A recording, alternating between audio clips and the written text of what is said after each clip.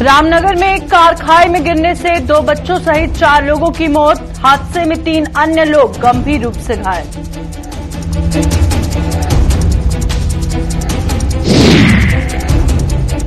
भाजपा नेता देवेंद्र सिंह राणा ने एक बड़े रहस्य से उठाया पर्दा। नेशनल कॉन्फ्रेंस छोड़ने के कारणों का किया खुलासा। कहा, जम्मू को किया जाता रहा है नजरअंदाज। करीब 5 साल पुराने फर्जी गन लाइसेंस मामले की आगे बढ़ी जांच। ईडी ने भी संभाला मोर्चा। जम्मू में 11 जगहों पर छापेमारी की गई।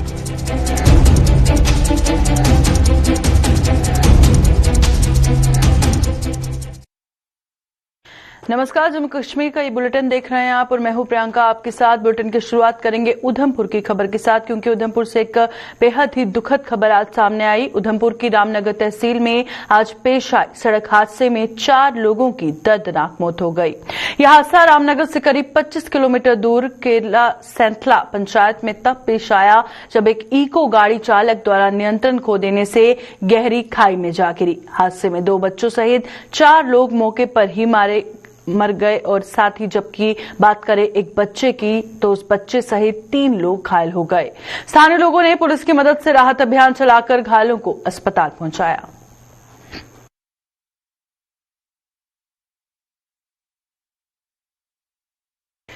उधर जम्मू श्रीनगर हाईवे पर आज पेश आए सड़क हादसे में 2 बच्चों सहित 8 लोग घायल हो गए और यह हादसा हाईवे पर उधमपुर के नजदीक फलाटा इलाके में तब पेश आया जब जम्मू से घाटी की ओर जा रही एक वैन चालक द्वारा नियंत्रण खो देने से पैराफिट से जा टकराई और इस हादसे में गाड़ी में सवार 2 बच्चों सहित 8 लोग घायल हो गए, जिन्हें पुलिस की मदद से इलाज के लिए जिला अस्पताल पहुंचाया गया।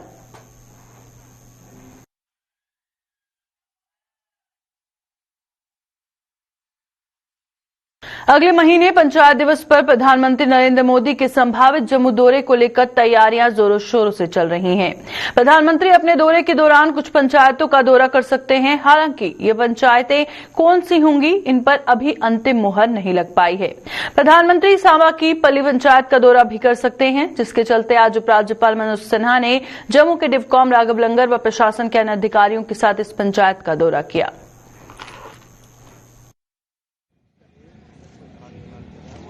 सुना है कि जो 24 को पंचायत दिवस आ रहा है, उसमें प्रधानमंत्री नरेंद्र मोदी किसी पंचायत में आएंगे। अभी डिसाइड नहीं है कि हमारी पंचायत में आएंगे या किसी और पंचायत में आएंगे। इसमें 3-4 पंचायत हैं, उसका चयन चल रहा है। जो भी अच्छी प्रशासन को एलजी साहब जो सिक्योरिटी रीजन से जो भी ठीक लगेगी, उसमें वो 24 अप्रैल को वो आने वाला है। नेशनल कॉन्फ्रेंस को छोड़कर भाजपा में शामिल हुए देवेंद्र सिंह राणा ने आखिर आज एक बड़े रहस्य से पर्दा उठाया। करीब 25 सालों तक नेशनल कॉन्फ्रेंस का हिस्सा रहने के बावजूद देवेंद्र सिंह राणा ने पलटी मारकर भाजपा का दामन क्यों थाम लिया, यह आज तक कोई नहीं जान पाया था। लेकिन आज राणा ने स्वयं इस रहस्य से पर्दा उठाया है। किश्तवाड़ में आज भाजपा के प्रदेश अध्यक्ष रविंद्र रैना और पार्टी के जम्मू कश्मीर प्रभारी तरुण चुग की मौजूदगी में राणा ने खुलासा किया कि नेशनल कॉन्फ्रेंस जम्मू सूबे के हितों को लेकर फिक्रमंद नहीं थी। राणा ने बताया कि उन्होंने कई बार नेशनल के आला नेताओं से जम्मू कश्मीर के हल की प्रक्रिया के लिए जम्मू को भी शामिल करने की मांग की थी, लेकिन उनकी एक नहीं सुनी गई। ये मांग ना माने जाने और विरोधाभास के चलते उन्होंने नेशनल कॉन्फ्रेंस से किनारा करना ही बेहतर समझा। आप सब लोग ये समझते होंगे और देख रहे होंगे कि 20-22 साल, 23-24 साल, शायद 25 साल, 26 साल नेशनल कॉन्फ्रेंस में लगाने के बाद ऐसा पलटा क्यों मारा। आज से 3 साल पहले मैंने नेशनल कॉन्फ्रेंस की वर्किंग कमेटी में ये कहा कि जम्मू से भी एक जम्मू कश्मीर का हल निकलना चाहिए। मैंने ये कहा कि जम्मू भी फैसला करेगा जम्मू कश्मीर का। उस पर एतराज हुआ, विरोधाभास हुआ। बीच में 5 अगस्त 2019 हो गया और 5 अगस्त 2019 होने के बाद जब 370 और 35A खत्म हो गया तो हमने ये कहा कि आज वक्त आ गया है कि जम्मू कश्मीर का फैसला जम्मू से हो, जम्मू से आवाज निकले कि जम्मू कश्मीर का फैसला हो। अगर 70 साल वहां से फैसले आए, हमारे मुस्तकबिल का भी फैसला वहां से हुआ, और हमारा क्या हुआ, इत्तिसाल हुआ, यहां कब्रिस्तान बने। अगर एक बार हम भी यहां से आपको अपना हल देते हैं, उस हल के बारे में विचार करिए। हमने नहीं कहा कि उस हल को मान लीजिए, विचार करिए। उस पर एतराज हुआ, हमने डिलिमिटेशन कमीशन को लिख के दिया नेशनल कॉन्फ्रेंस के प्लेटफॉर्म से कि जम्मू को उसका हक मिलना चाहिए। और जब जम्मू को उसका हक कहा तो टिड्डे पीड़ा पे ही है, टिड्डे मरोड़ पे ही है, हमारे जम्मू की गल करिए। आखिर नागपुर को टेलीफोन आया, मैं नागपुर कदे जिंदगी गेना ही नहीं है, अगे पूरे ले जाएंगे तो जाएगा, अज तक नागपुर नहीं दिखेगा। टिड्ड पीड़ा ही आखिर नागपुर तो टेलीफोन आया, लिखिए नागपुर आया। और मेरे जिन साथियों ने उस कागज पे दस्तखत किया, उनमें से एक साथी किश्तवाड़ के हैं। दस्तखत करने के बाद जब कश्मीरियों ने अपनी धौंस दिखाई उनको, तो उन्होंने कहा मुझे पता ही नहीं क्या लिखा है, ना मेरे दस्तखत है। वाह वाह वाह वाह वाह वाह। हमने कुछ नहीं मांगा। जम्मू संभाग ही एक ऐसा गुलदस्ता है तरुण चुग साहब, जिसमें हिंदू भी है, मुसलमान भी है, सिख भी है, ईसाई भी है। 99 के हालात के बाद कश्मीर में सिर्फ एक वर्ग है, और कश्मीर के लोग जो हैं वो अमन पसंद लोग हैं, वो अच्छे लोग हैं, मैं उनके खिलाफ। करीब 5 साल पहले के जम्मू कश्मीर के फर्जी गन लाइसेंस मामले की जांच ने जोर पकड़ लिया है। इस मामले की जांच में जहां सीबीआई पहले से ही जुटी हुई है, वहीं आज एनफोर्समेंट डायरेक्टर ने जम्मू में 11 जगहों पर छापे मारकर इस जांच को आगे बढ़ाया। ईडी के एक दल ने जम्मू में कुछ नौकरशाहों के अलावा शस्त्रों के डीलरों के ठिकानों पर भी छापे मारे और वहां से कुछ सबूत जुटाए। इस छापेमारी पर हालांकि ईडी ने अभी तक कोई आधिकारिक बयान जारी नहीं किया है।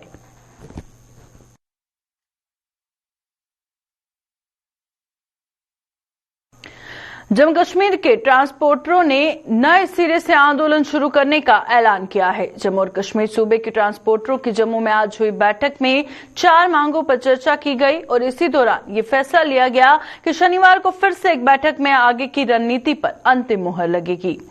ट्रांसपोर्टरों ने उनकी गाड़ियां पास न होने, पैसेंजर टैक्स माफ न किए जाने और कोरोना काल में हुए नुकसान की भरपाई न होने से गुस्से में हैं और उन्होंने चेतावनी दी है कि अगर वो आंदोलन शुरू करते हैं तो इसकी जिम्मेदार भी सरकार होगी।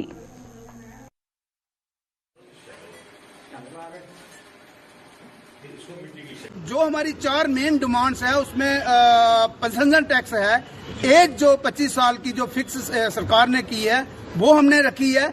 और बड़ी जो हमारी मांग इस टाइम आप देखिए, कोरोना के दौरान हमारे जो गाड़ियां हमारी नहीं चली, टैक्स जो है वो पैसेंजर टैक्स की वजह से हमारी गाड़ियां जो पास नहीं हो रही। आज हमने सबने डिसीजन लिया है, क्योंकि हम परसों एक कड़ा फैसला लेंगे, तो मैं आपके माध्यम से सरकार से अपील करूंगा, क्योंकि कश्मीर से तकरीबन 200 के करीब जो ट्रांसपोर्टर यहाँ आके बैठे हैं, तो मैं अपील करूंगा गवर्नर साहब से कि हमारे जो बोझ हम पे जो इस दौरान पड़ा है उनकी तरफ ध्यान दिया जाए, क्योंकि हम नहीं चाहते कोई कड़ा फैसला हम लें। लेकिन जैसा मैंने अभी कहा है, हमने अभी मीटिंग की है और परसों हम एक कड़ा फैसला जरूर लेंगे। अगर सरकार, मैं आपके माध्यम से गवर्नर साहब से अपील करूंगा कि हमारे जो मांगे जो हमारी मेन है उन पे ध्यान दिया जाए।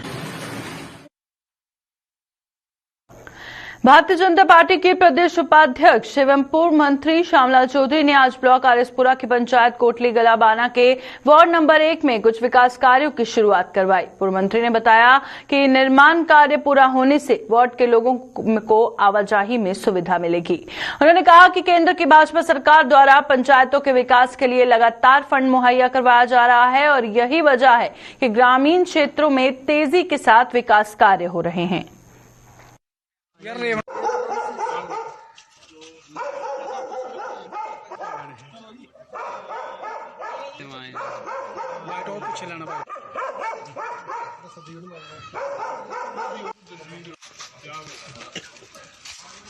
इस पंचायत में आज एक लेन ड्रेन का काम शुरू किया जिसकी लागत तकरीबन 3 लाख है और मैं तो कहूँगा पंचायती राज सिस्टम को मजबूत करने के लिए केंद्र की सरकार ने अच्छे फंड दिए हैं ताकि हर पंचायत में हर किस्म की सुख सुविधा मिले और इस लेन ड्रेन बनने से जो लोगों की पुरानी डिमांड थी और उसमें आज टाइप शायद लगे अच्छी लेन ड्रेन बनेगी ताकि लोगों को आने जाने की बिल्कुल सुख सुविधा मिलेगी। इन दिनों कश्मीर दौरे पर गए भाजपा नेता अभिजीत जसरोटिया ने आज पार्टी नेताओं के साथ कुपवाड़ा जिले के हंदवाड़ा इलाके में एक जनसभा को संबोधित किया। उन्होंने लोगों को भाजपा की नीतियों की जानकारी देने के साथ साथ पूर्व में जम्मू कश्मीर की सत्ता पर काबिज रह चुके सियासी दलों को भी खूब खरी खोटी सुनाई। उन्होंने विपक्षी दलों पर जम्मू कश्मीर के आवाम के साथ धोखा करने और उन्हें आज तक अंधेरे में रखने का आरोप लगाया।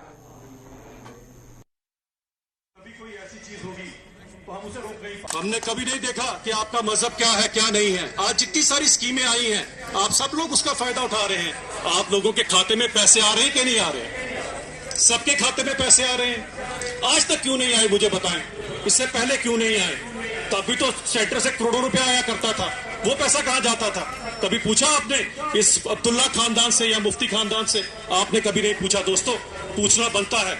47 से लेकर, क्योंकि मैं प्रवक्ता हूं, थोड़े आंकड़े आज भी जब ये बात करते हैं तो उनकी रिपोर्ट कार्ड पे वही हिंदू मुसलमान। अरे बात करो हमारे साथ, हम बताते हैं आपको हमने 4-5 साल में क्या कर कर दिखाया। गोल्डन कार्ड आज आप में से हर इंसान 5-5 लाख रुपए की अपनी इंश्योरेंस कर सकता है।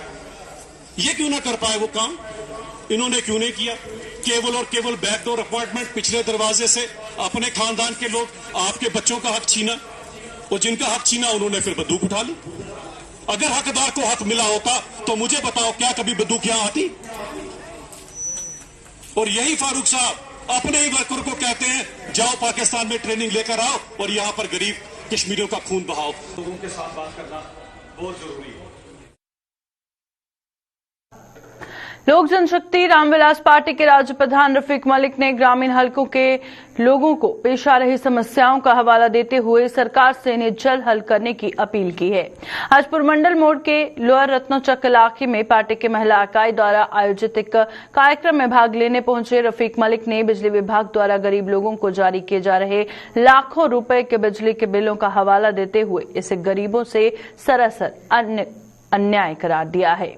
उन्होंने चेतावनी दी कि सरकार ने अगर इन लोगों के बिजली के बिल माफ ना किए तो उनकी पार्टी आने वाले दिनों में जम्मू में बड़े स्तर पर प्रदर्शन करने को मजबूर हो जाएगी। इनके पास अपने खाने के लिए नहीं रोजगार नहीं मिल रहा है तो बिजली का बिल कहां से 2 लाख, 1.5 लाख, 2.5 लाख बिल बनेंगे। हम लिहाजा ये चाहते हैं गवर्नर साहब से कि ये इनको पुराना बिल जो है बिजली का माफ कर दो, क्योंकि गवर्नमेंट की स्कीमें बड़े बड़े गरीबों के लिए स्कीमें आती हैं। हम चाहते हैं कि आपकी स्कीमें हम सब मान लेंगे, आपने बहुत कुछ किया, लेकिन हमें यही चाहते हैं कि इनका बिजली का बिल माफ कराओ पुराना। क्योंकि आज यहाँ पे समस्या देखिए, आंगनबाड़ी की समस्या, डोमिसाइल की है, यहाँ इनके BPL के हैं, ये सारे गरीब लोग हैं। इन लोगों की हमने सुनी है। आज हम इनकी आगे गवर्नर साहब से रिक्वेस्ट करते हैं, बुझा रहे हैं इनका मैसेज, और चिराग पासवान जी से बात करेंगे कि जम्मू कश्मीर की समस्या के मसले में बारे में। अब ये चाहते हैं कि अगर ये बिजली का बिल नहीं माफ करते तो आने वाले टाइम में थोड़े दिन के हम बहुत बड़ा जोरदार जो जम्मू सिटी में प्रोटेस्ट होगा, खासकर बिजली के लिए होगा। कोई मुद्दा नहीं मारा होगा, बिजली का होगा कि गरीब लोगों को बिजली जो माफ की जाए। बस यही रिक्वेस्ट है कि बिजली माफ कर दो और कुछ नहीं चाहिए। चाहे आप इन लोगों को तो पूछ लो, यही रोग है और लोग ये दुखी हैं। आज इनको धमकाया जा रहा है कि 27 को 28 को हम बिजली काटेंगे। आपकी बिजली क्यों काटेंगे? जम्मू के पलोड़ा इलाके में आज एक युवक संदिग्ध परिस्थितियों में अपने आवास में फंदे से झूलता पाया गया। मृतक की पहचान 28 वर्षीय नासिर हुसैन पुत्र अनवर हुसैन निवासी सुंदरबनी के रूप में की गई है, जो मौजूदा समय में अपने परिवार के साथ जम्मू के पलोड़ा इलाके में रह रहा था। इसकी सूचना मिलते ही पुलिस मौके पर पहुंची और शव को कब्जे में लेकर उसे पोस्टमार्टम के लिए अस्पताल पहुंचाया। वहीं पुलिस ने मामला दर्ज कर अपनी जांच शुरू की है। हमें तो अभी तभी पता चला कि जब पता लगा कि डेड हो चुका है। हमें कोई कॉल नहीं आई, इसकी सांस फूल रही है, इससे हार्ट अटैक हुआ है। इसकी बीवी ने हमें किसी फैमिली वालों को नहीं बताया। इसके एक सिर्फ छोटे लड़के की रिगार्डिंग है, हमारी सिस्टर है बड़ी वाली, उसको कॉल की थी। इसके छोटे लड़के ने बात की थी कि बुआ जी, फुफड़ जी घर पे आओ, पापा खा लग गया। बस इतनी सी बात हुई थी। उसके बाद हमारे मालिक जो जिनकी गाड़ी चलाता था, ये 10 दिन पे काम पे नहीं आया। उन्होंने हमें कॉल करके बोला कि आप घर पे जाओ। तो सर घर पे जाने से पहले हमें 15 मिनट के बाद पता चला कि ये डेथ हो गई। सर शक तो किसी पे भी नहीं, बस ये जब पोस्टमार्टम रिपोर्ट आएगी उसके बाद पता चल जाएगा शक। गवर्नमेंट डिग्री कॉलेज मंडी में आज राष्ट्रीय एकता विषय पर एक मुशायरे का आयोजन किया गया। जिला पुलिस की ओर से आयोजित इस मुशायरे में कई जाने माने शायरों ने भाग लेते हुए अपनी नज़में सुनाई और उनके माध्यम से लोगों को आपसी भाईचारा बनाए रखने की अपील की। मंडी के एसएचओ बशीर कोहली सहित कई अन्य जनप्रतिनिधि भी इस मौके पर मौजूद रहे। आज डिग्री कॉलेज मंडी में डिस्ट्रिक्ट पुलिस पुंछ जनाब वर्दी एसएसपी साहब की तरफ से ये मुशायरा रखा गया था नेशनल इंटीग्रेशन पे। इस पे बहुत सारे शोरा इकराम ने शिरकत की, बाकी प्रोमिनेंट सिटीजन भी आए हुए थे, डिग्री कॉलेज के बच्चे थे, हाई सेकेंडरी स्कूल के बच्चे थे, बाकी अच्छे अच्छे बंदे आए हुए थे। बड़ा अच्छा प्रोग्राम हुआ। तो ये वक्तन फ़क्तन हर जगह हर तहसील में वर्दी एसएसपी साहब की तरफ से प्रोग्राम तरह तरह के होते रहते हैं, चाहे वो गेम्स हो या मुशायरा हो या इस किस्म के प्रोग्राम वक्तन फ़क्तन।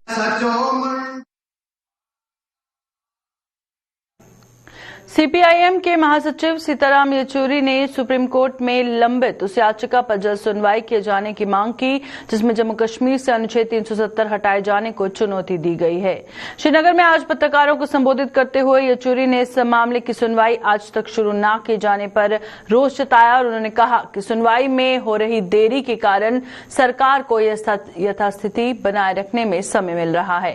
येचुरी ने कहा कि जब तक ये तय नहीं होता कि 5 अगस्त 2019 को लिया गया फैसला संवैधानिक तौर पर सही है या गलत, तब तक परिसीमन की प्रक्रिया और जमीन कानून आदि लागू नहीं किए जाने चाहिए। वहीं येचुरी ने द कश्मीर फाइल्स का हवाला देकर सरकार पर इसे जरिया बनाकर दुष्प्रचार करने का आरोप लगाया।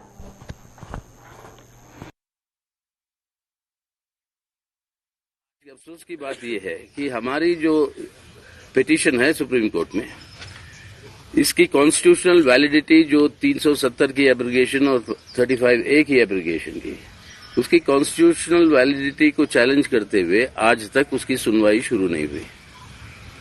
और जितनी देर लगेगी इसको सुनने में सुप्रीम कोर्ट को, उतना समय मिल रहा है सरकार को इसको डिफैक्टो लागू करने के लिए। और उसी के चलते हुए ये लैंड के लॉज हो आपके, डिलिमिटेशन हो आपके, ये सब सिलसिला चल रहा है। और ये हम समझते हैं कि जब तक वो बुनियादी सवाल तय नहीं होता कि कॉन्स्टिट्यूशनली वैलिड है या इनवैलिड है ये आर्टिकल 370 की एब्रोगेशन और 35A की, तब तक एटलीस्ट इन कामों के ऊपर अंकुश तो लगाने चाहिए। अब कश्मीर फाइल्स का ही अब बता दें, अब वो कहते हैं कि अगर चाहे तो आप फिल्म बना लो, प्रधानमंत्री ने खुद कहा आप दूसरा फिल्म बना लो। अरे बना था एक आपके गोधरा और गुजरात के पूरे राइट्स के ऊपर, याद होगा, परजानी आकर के उसको दिखाने दिया आपने। फिल्म बना तो लेंगे लेकिन दिखाने दोगे आप? तो ये सबक मत सिखाइए कि उस समय कौन नेता और कश्मीरी पंडित जब उनकी जो यहाँ पे एक्सोडस की बात, या एक्सोडस कहते हैं वो भी, मतलब यहाँ से जब उनको ले गया उसके अंदर अगर सही ढंग से आपको सच्चाई चाहिए तो उस समय के गवर्नर का क्या रोल रहा, ये सब बातें भी आनी चाहिए। हमारी गुजारिश यही है।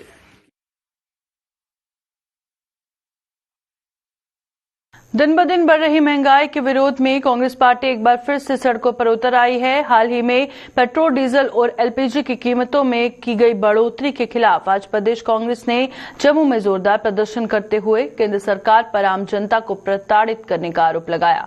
कांग्रेस नेताओं ने आरोप लगाया कि देश में 5 राज्यों में हुए विधानसभा चुनावों के खत्म होते ही सरकार ने लोगों पर महंगाई का बोझ डाल दिया, जिसके खिलाफ कांग्रेस अब चुप नहीं बैठने वाली।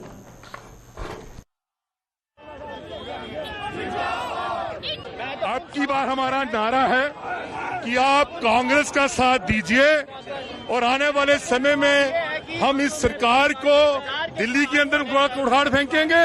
और एलजी साहब की जो शासन जो यहाँ पर चल रहा है, और ये जो महंगाई की मार 137 दिनों के बाद जो उन्होंने गरीब आवाम पर लगाई है, आम जनता पर पेट्रोल डीजल का जो बोझ डाला है, इसके खिलाफ ये प्रदर्शन कांग्रेस करती रहेगी। और आने वाले समय मेरी यही अपील आपके माध्यम से जम्मू कश्मीर के लोगों से कि आप इकट्ठे हों और साथ मिलकर कांग्रेस का साथ दें कि इनकी जो काली करतूतें उनको हम उजागर करें। आप खुद सोचिए, 137 दिन ये सरकार चुप रही क्योंकि उनको यूपी का चुनाव याद आ रहा था, गोवा का चुनाव याद आ रहा था, उत्तराखंड का चुनाव याद आ रहा था, मणिपुर का चुनाव याद आ रहा था। उसके बाद जीतने के बाद इन्होंने ये जो महंगाई की जो मार मारी है, इसके खिलाफ हमारा कांग्रेस का प्रदर्शन जारी रहेगा और तब तक लड़ते रहेंगे जब तक ये दाम कम नहीं करते। अंतर्राष्ट्रीय टीबी दिवस पर आज विश्व भर में इस बीमारी को जड़ से उखाड़ फेंकने का प्रण लिया जा रहा है।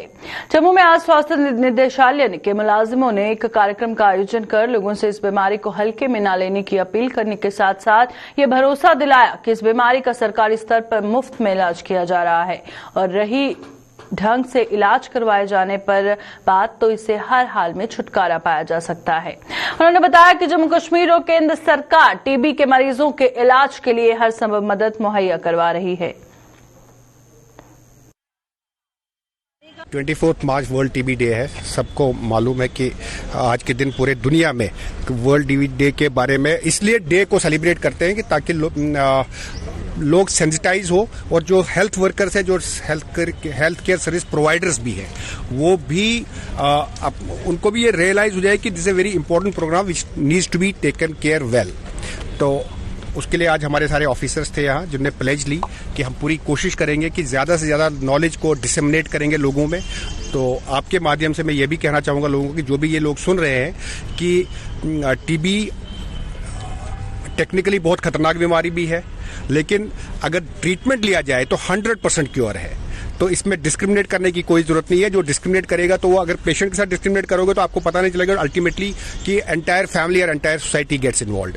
तो बेहतर ये है कि अगर किसी में भी ऐसे सिम्टम्स हो जो क्लियरली पता है सबको, खांसी है, बुखार है, जब भी ऐसा ये 14 दिन से ज्यादा हो तो अपने नजदीकी सेंटर पे जाके हमारे centres, directorate of health service Jammu के सेंटर्स हर एक डिस्ट्रिक्ट लेवल, सब डिस्ट्रिक्ट और उससे नीचे के लेवल पे भी अवेलेबल है, वहां जाके टेस्ट करवाओ। और उसके बाद ये भी मैं लोगों को कहना चाहता हूँ कि कोशिश करो कि प्राइवेट में ना जाएं, गवर्नमेंट सेंटर्स पे जाएं और वहां की दवाई भी हमसे ले लें। जो दवाई है बहुत ही अच्छी है, उसमें कोई दो राय नहीं है कि दवाई बहुत इफेक्टिव है और 100% क्योर है।